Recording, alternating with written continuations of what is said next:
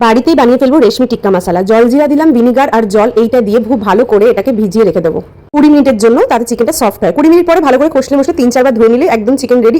কাজু বাদাম, পোস্ত, চালমগজ, 2.5 টেবিল স্পুন টক দই, 4-5টা এলাচ, কাঁচা লঙ্কা, আদা রসুন, এই সমস্ত কিছু একটা পেস্ট বানিয়ে নেবো।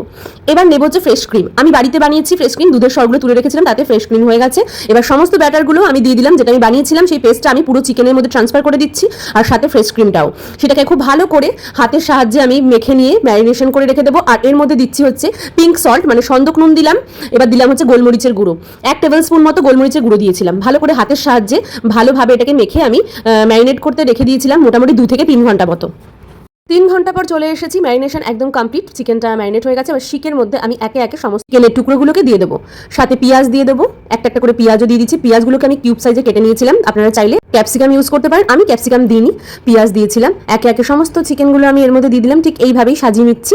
আমার সাজিয়ে নেওয়া টোটালি একদম কমপ্লিট। এবার আমি গ্যাসের ওপরে একটা জালি নিয়েছি, তার মধ্যে আমি রেখে দেবো। একদম ছোট বার্নারটা নিয়ে ইউজ করেছিলাম, আর একদম লো হিটে আমি এপিট ওপিট ভালো করে সেঁকে নিয়েছিলাম। একদম কিন্তু দেখতে দোকানের মতোই হয়েছে।